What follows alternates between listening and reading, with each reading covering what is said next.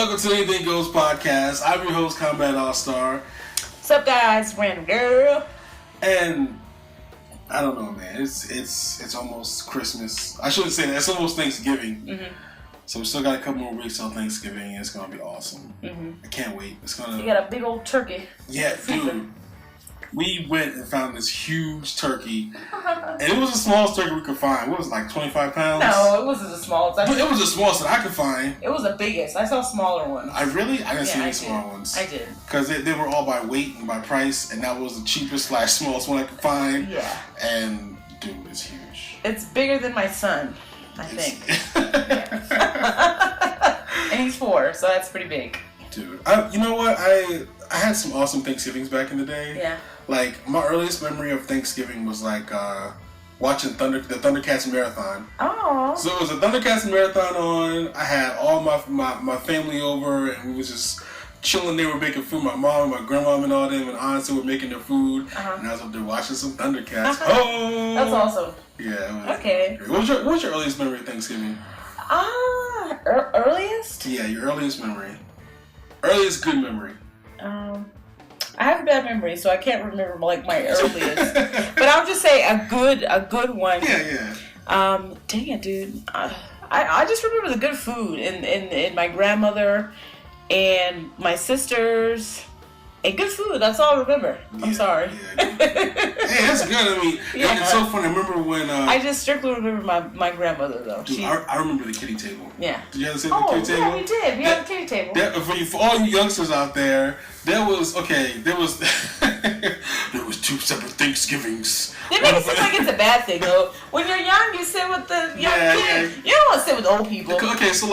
So in my household, it was we had the Thanksgiving set up and everything, and the nice china and like the nice little setup and everything, and the turkey and the nice plates. That was all. It was kind of like a mini buffet. Right. But it looked great and it was decorated beautifully. My aunt killed it always. Yeah. So that was the adult table. Okay. And then the kiddie table was just paper plates and freaking stuffing and all that kind of stuff. So it wasn't like because the adult table you had the display. You can go and pass me the whatever. And then the kiddie table you just had you was a kid with your plate at the table and you sat a little play school plastic chairs and stuff. You didn't like it. I was okay. I mean, I got to sit with my cousins and all that and eat. Yeah, for me it was different. We didn't have the adult stuff at the table. We had a long like kind of countertop, and then we had all the food. So we'd get in the line, and then we all take what we want, and then the adults would be in their one area, the kids would be in their one area, and we'd have a lot of fun. Like a cafeteria. Yeah, it was awesome. We didn't have it at the table. But it wasn't like at my mom's house when we went to like it was always a line. My grandma's house. It was the same way too.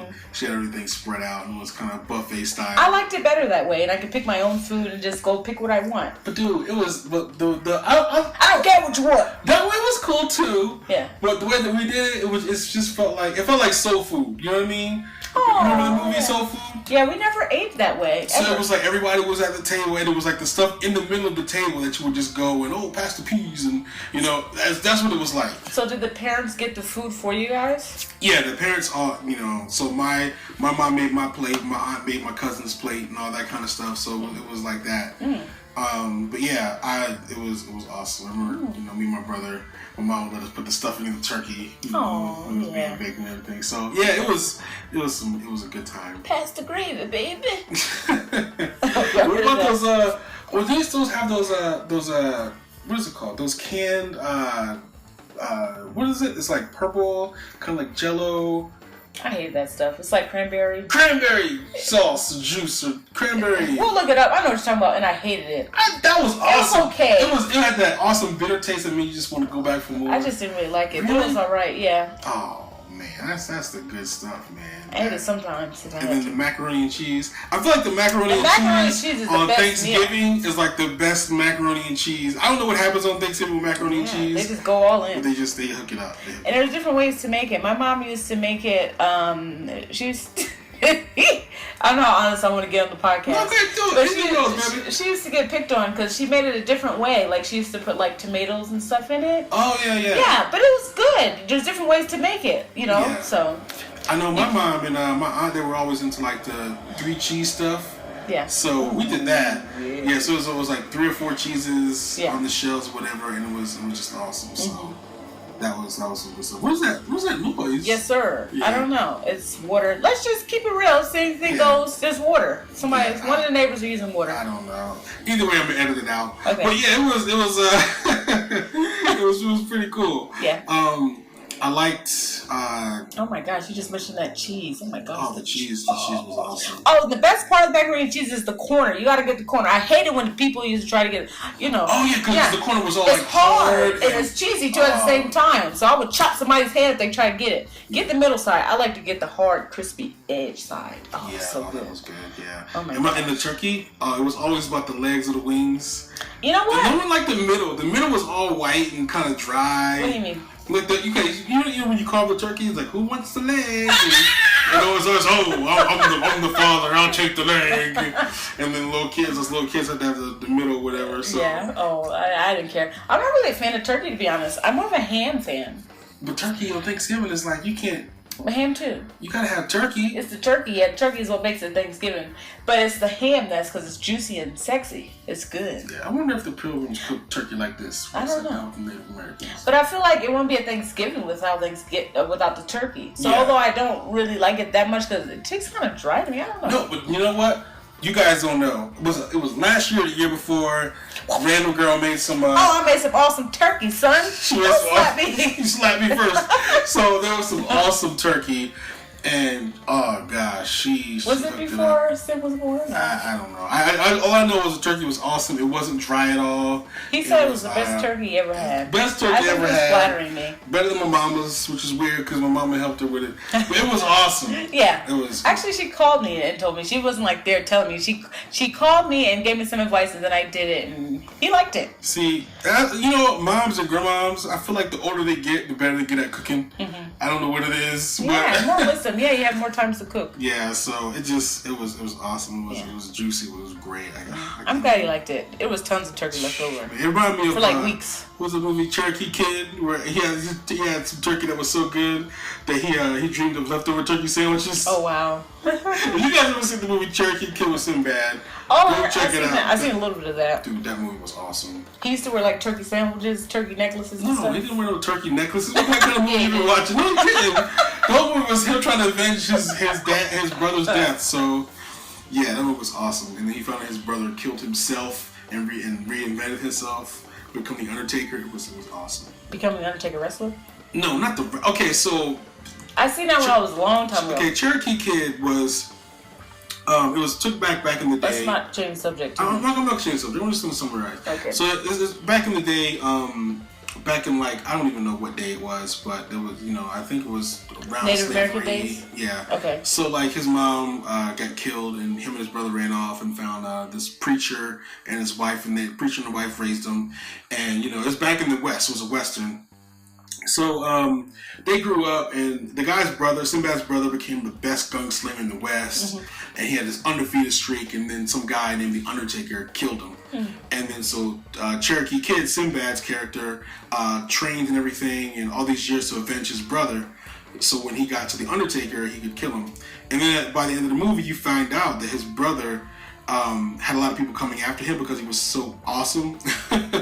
So he invented this character called the Undertaker and became the Undertaker and told everybody that he killed his brother.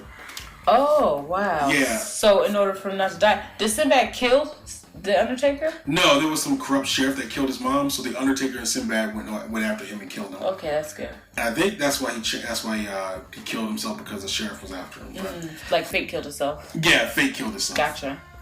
And he was a scary dude. He was awesome. So Sinbad he thought the Undertaker was a bad guy because, I get it. And then he found out. Did you ever find out that was his brother? Yeah, he met him, and they had this. It was awesome. They were hugging and stuff. And that's awesome. Yeah, so the Undertaker was the Undertaker character was the Undertaker. He buried people and everything, but he also did gunslinging on the side, so that way he could not be in the light like that. Okay.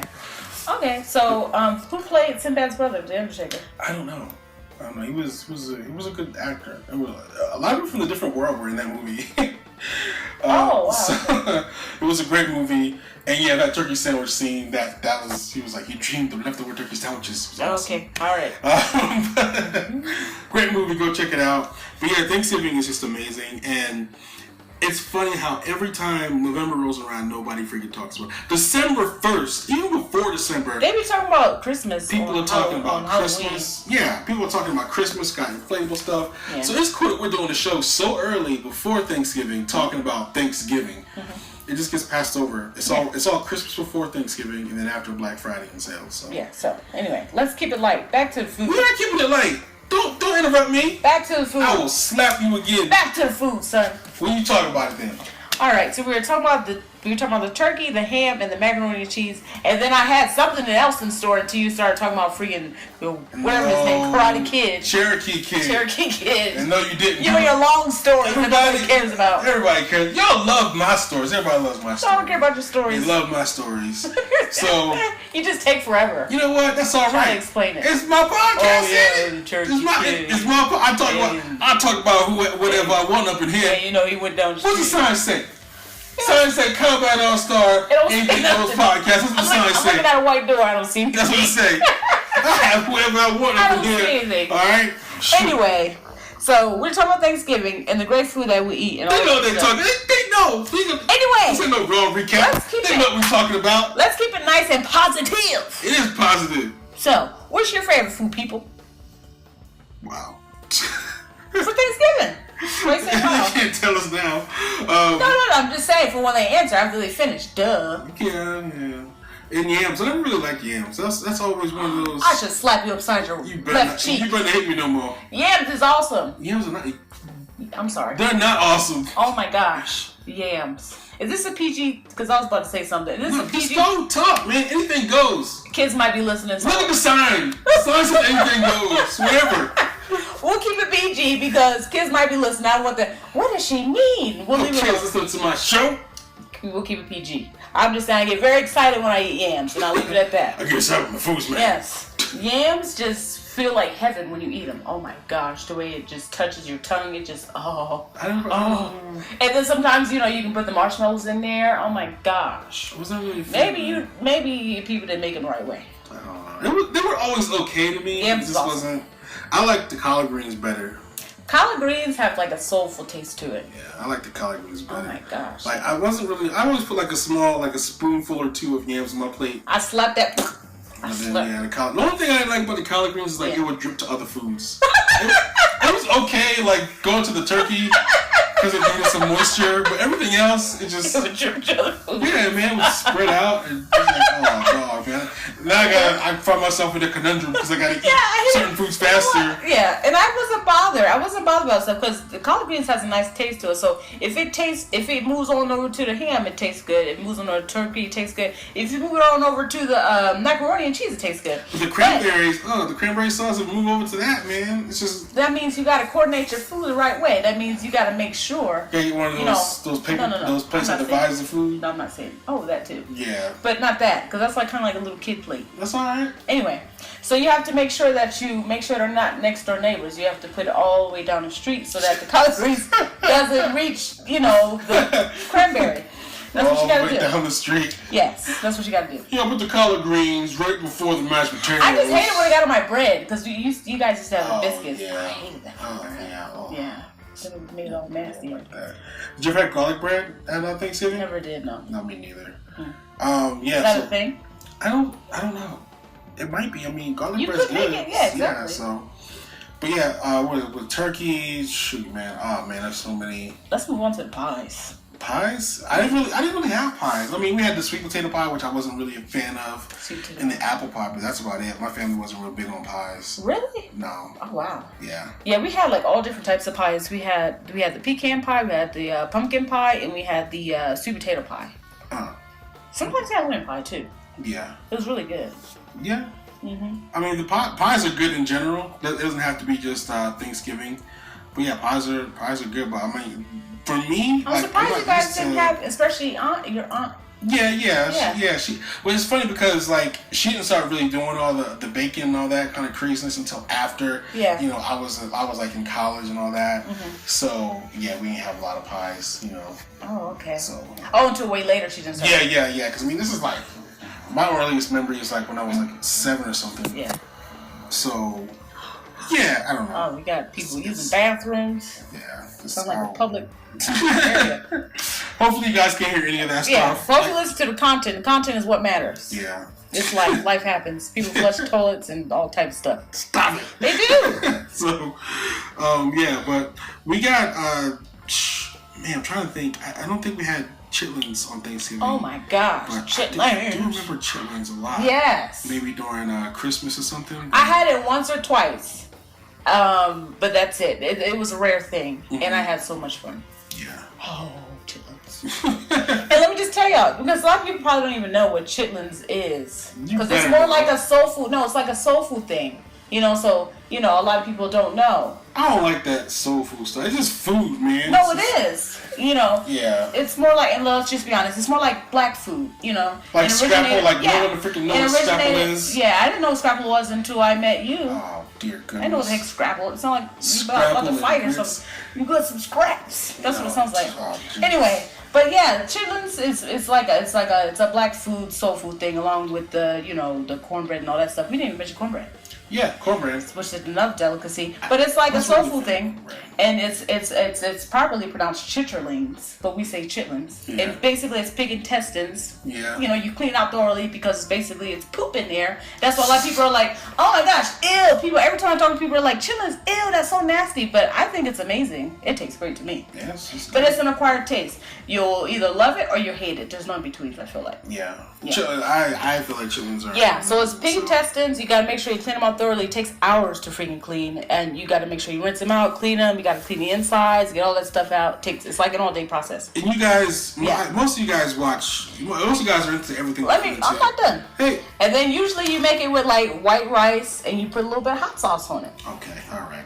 And if you know, if you like them like I do, then you know they're awesome. But it's an acquired taste. All right, what I was going to say before she cut me off, if you guys are into everything that I'm into for the most part, I'm sure most of you guys got the WWE Network. If you do, there's an episode of Legends House where Tony Atlas makes chitlins. And he does it the right way, and he takes all day making them. It's awesome. And it makes some people mad. Like if you watch the episode, like they were mad. That's what I'm saying. Like it's an acquired taste. Like it's stinking up the house. Yeah. It's aroma. It's aroma. Stench. Yeah, exactly. And I'm trying to get people to understand because they're like, oh my gosh, because they got offended. They were really mad, but it's a food that's not for everybody. Yeah. It's a strong personality of food, I'd say. It's awesome. Yeah. Y'all can go and eat that, Indian food. A lot of people love Indian food, but everyone will admit that it stinks. Mm-hmm. So if you can get over Indian food, you can get over chitlins. I'm just saying. I think that's two different totally. No, it's the same. No, it's two different totally. I love chitlins, and I know for sure that's two totally. It's the same. It's not the same. Indian food is more like spice. Sometimes it smells a little weird, but it's spicy, and But chitlins is just slap me in your face when you smell it. Yeah, it's still freaking. I'm just trying to let you guys know. You know what? I'm gonna let you guys know that if you can do with Indian food, you can do with chitlins. And I've been contemplating. I've been trying to see if I could cook it. I've been wanting to cook chitlins. I even researched a YouTube video to try to cook some, but it's intimidating. Yeah. And I want to make sure I can. And they actually they have pre-cooked chitlins too. But it was like my older pre-cooked anything. Like my grandma and all them, they say, and a lot of my friends that are a little older, they say, oh yeah, don't trust the pre-cooked ones because they don't clean them out all the way. Yeah. So not pre-cooked, they're already cleaned. Yeah. So it's not. You should always be doing that stuff on your own. You gotta do it yourself, especially if you're eating it. Yeah. So I don't know. So that's my advice to you. If you're just starting out with chitlins, my advice is to you. You got to get them out and clean them out yourself. Don't get them the pre-cleaned ones because they're not thoroughly cleaned. Yeah, they're not good. Yeah, that's what I was told. So I'm just comment say he was trying to end it. What? But he didn't want to talk to you guys anymore. Whatever. I like the kid. Nobody really said that. You see how she tried to throw me under the bus? Everybody knows the podcast is around like 20 or so minutes. What did we hit? Oh, we're nearing there. Yeah, so... You know what? When we first started off, we didn't know what we were going to talk about. We were like, I don't know, should we talk about Trump? Should we talk about... Trump. Yeah. Oh anyway, Trump, and then we were talking about, should we talk about, DC villains? But then we were like, let's just talk natural. Then Combat just started talking about Thanksgiving. I was like, yeah, that's good. Thanksgiving's right around the corner where, it's a lighter subject. Why not? Yeah. And ever since my rant too, I just feel like, whatever. Yeah, just do whatever. Sometimes, you try to censor yourself, but I think what makes a more conversation, what makes a more interesting conversation is I talk so fast sometimes. What makes a more interesting conversation is you don't filter yourself. You don't censor yourself. Yeah. Because people want to hear real stuff. Not only that, but you just talk about, stuff, Yeah. Oh, shoot, wrestling. Wrestling. Wrestling is sexy. We've been Dude, last night we were listening to, that's a whole other show right there. We can get into it, though. I don't care. Oh. Like, we was watching, wrestling. Okay, just to let y'all know, what is this? At 20:30. Well, it may not be with the intro music and everything, but dude, we was watching wrestling the other day. We have the network. I mentioned that earlier when we were talking about Chillins and Tony Atlas. Yeah. But what were we watching? We were watching last night. Yeah, we were watching. What was it called? Tough Enough. Tough Enough. We were watching the previous. Stuff. So the Tough Enough. We were watching Tough Enough 3. Which came out in 2003, and Ivory was a trainer, built a mod. I love me some Ivory. And dude, it was way entertaining. Mm-hmm. Al Snow. Yeah, Al Snow back when he had sense. Okay, I don't know. Yeah, but it was a good time. I miss wrestling back in those days. Yeah, it was more genuine. And then random girl went ahead and watched some King Booker stuff because she never. I love me some King Booker, but I love Charmel better. I'm sorry, Combat. Yeah, that's why. Yeah, they're awesome. Charmel's a character. Yeah, it was funny because they had this because you know how WWE is notorious for naming like periods in time. So when the company decides to go in another direction, they dub it another era. Yeah. So you had the Attitude Era, and then after the Attitude Era was the Ruthless Aggression Era, where John Cena came up, Batista came with him. Randy Orton, Brock Lesnar, they were all part of that class, that new class that came up. And what was awesome about Ruthless Aggression was you had the old timers, and they just totally changed up their characters. So you had people like the Undertaker, who was a biker now, and you had Kane, who was way more serious. It was no more pallbearer. It was just, I think it was one of those underrated times. It was a transitional period between the old guard and the new guard, and it was awesome. And I feel like after that transition was over, and it was completely in the hands of the new people that came up, it was just garbage. But that's a whole other topic. Okay, because I was just about to say, I was thinking of Attitude Era and how crazy they were, and I was like, Ruthless Aggression. It sounds like a kind of like a watered down version of Attitude Era. Well, it wasn't. I wasn't watching, but that's what it just seems and sounds like. It was Ruthless Aggression. Okay, so you guys have watched all this stuff. I can't remember exactly the time period of Ruthless Aggression, but it was definitely the early 2000s. I think it was like 2001, right after they had bought WCW, and they were trying all this these angles, because the Attitude Era was created for the Monday Night Wars, but then after the Monday Night Wars ended and Vince McMahon bought WCW, they didn't need that anymore, but they still had to keep it interesting and fresh. You had a bunch of WCW people coming over, plus you had this new class of people coming over the following year. So it was this big transition period was the Ruthless Aggression. So it wasn't a watered down version of the Attitude Era, but I can see how somebody would think that because you had Stephanie McMahon. Yeah, like fuck it. Yeah. Stephanie McMahon was in charge of ECW, and Shane McMahon and WCW. There was this invasion between these fictional fake companies. So it was definitely an interesting era. Toward the end of that, I thought it was pretty cool because you had the Eddie Guerreros winning championships. You had King Bookers. You had as many people are trying to forget he even existed. Chris Benoit, winning titles, and it was a cool time. The Big Show, it was cool. Rey Mysterio was around, so it was still a good time. It wasn't as attitude as the Attitude Era, but it was still cool. You know, it was still language. It wasn't PG. But speaking of Chris Benoit, you know, if we're really getting real, what do you think about that? Like, I was just thinking about Chris Benoit, even though, you know, what the tragic thing what he did with his family and all that stuff. But they're trying to make it seem like he doesn't exist. But he was a great wrestler. So sometimes, like, what do you feel about that? Like, sometimes I feel like, you know, they should still respect them as a wrestler. Well, I mean, he did as a wrestler. And it's funny because CM Punk brought that up. They still do respect him as a wrestler. That's why I haven't taken him off the network. You can still find all of Chris Benoit's matches from WCW and WWE on the network, but they just don't mention him anymore because of what he did. But that guy was, I wouldn't say he had a Hall of Fame career by any means, but I think his career was almost side by side with Dean Malenko.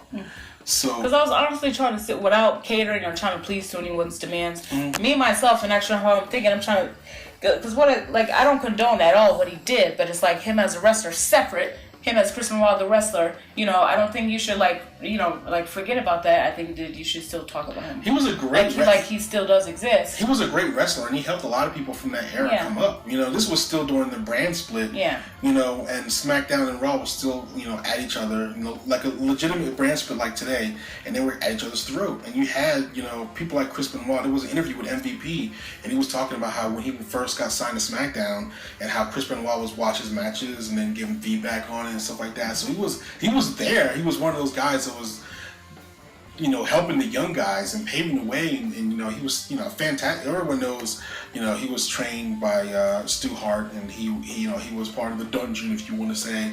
So he was a great wrestler, fantastic mat wrestler, great person. I love the Toothless Aggression. So around that, Toothless, cause yeah. So like, if you guys don't know, during the period I just mentioned, it was called the Ruthless Aggression was the era. So Chris Benoit had I think it was two of his side teeth missing or something. Yeah. And he had shirts that said Toothless Aggression. So he celebrated. He was okay with that. Yeah, and he was the Rabid Wolverine, Toothless Aggression. Okay. So it was cool. You know, he was like a little Taz almost. Oh. And it was great. So I mean, I liked it. I liked his wrestling style. I thought his character was awesome. So I liked Chris Benoit. I thought it was cool. I liked his music too. It was awesome. But yeah, that was some fantastic stuff that happened there. So what was that? I don't know. All these sound effects. You're trying to ruin a podcast. But yeah, it was awesome. I don't know. I think wrestlers, and this might be a controversial thing to say, but this is just my truth.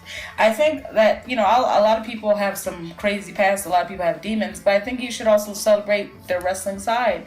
You know, because they help. And I'm always a big fan of separating the man or the woman. I can definitely do that. Yeah. Yeah, because even with the Hulk Hogan scandal, it was I was gonna mention that. But as messed up as that was, it was like, you can't take him out of the Hall of Fame. We're not... Okay, so Terry Bollea may have done all this horrible stuff and did all this other stuff, but despite the court hearings and what he said, you know, during his trial, he played a character, Hulk Hogan. That's like me saying, oh, Stephen Amell went ahead and did some awful thing. Screw Arrow. We're not going to show Arrow anymore, and Arrow's just a horrible... No, Arrow didn't do it. Arrow's a character, a fictional character that people watched on TV and enjoyed.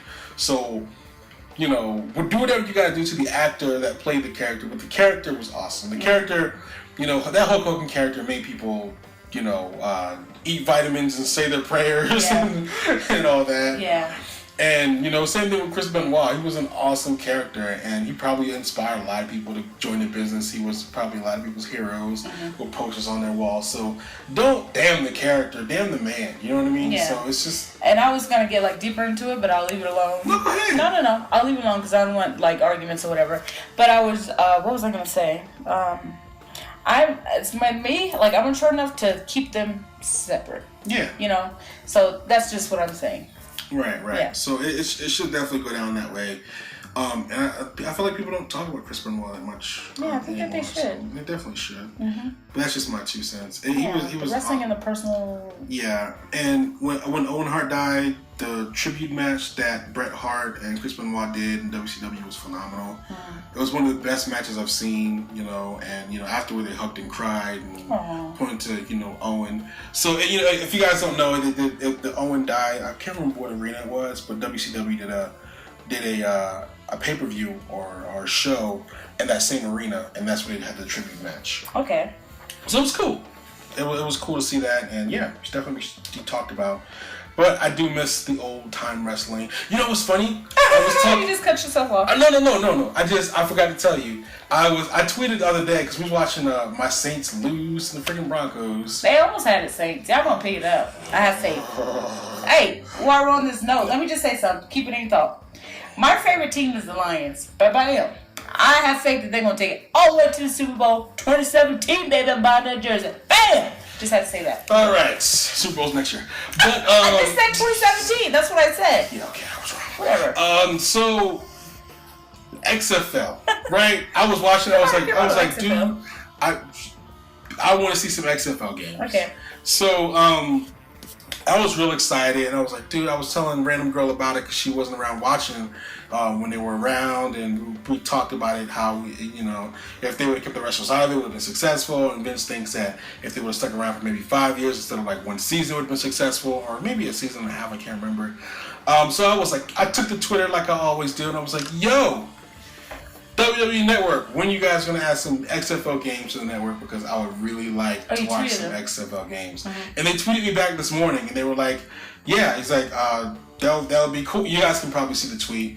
But more or less, they were like, that'd be cool. We're going to actually give this over to the suggestions people so they can take a look, because we're always adding content. Mm-hmm. And I was like, right on. So we might get some XFL games. Awesome. On the WWE Network, and it may be because of yours truly. There you go. Exactly. All you gotta do is open speech, and you can make things happen. And dogs. If you guys are into some XFL, I know it wasn't the greatest thing, but it was awesome for its time, and I would love to see some games. Go ahead and retweet my tweet, or just hit up Ask WWE Network, and dude. And just in case Kombat said it too fast, he'll put it in the link for you guys. Yeah, I didn't say it too fast.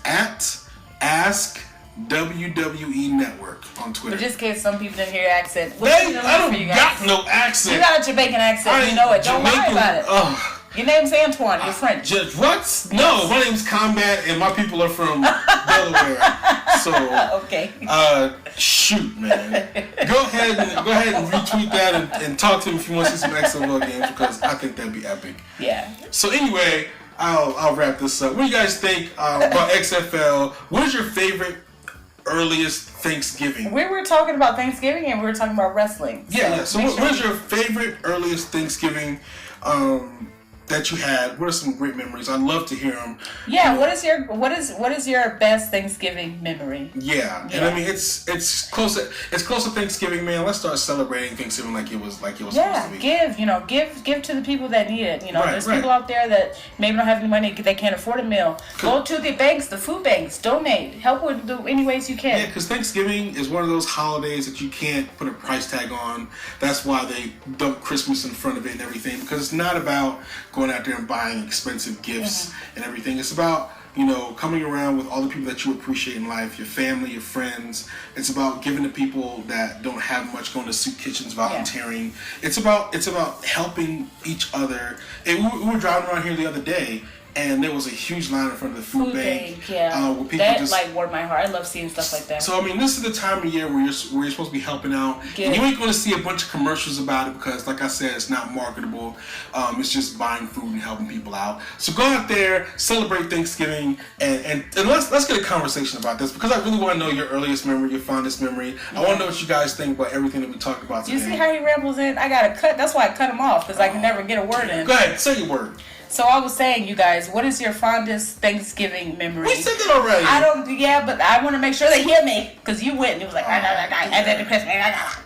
What is your fondest Thanksgiving memory? Whether it be with friends, family, what is your greatest Thanksgiving memory? And then also, it was another one I was going to say, Kombat, you freaking, I can't remember. So that's just, sorry. Good. Let me turn back to friendly. Sorry, guys, what's your fondest Thanksgiving? You gotta repeat yourself 1,000 times, man. It's a podcast. Yes. Take it for mine. Okay. All right. So she said her piece. You said your piece. You just get on my nerves. I'm gonna pull your beard. You said your piece.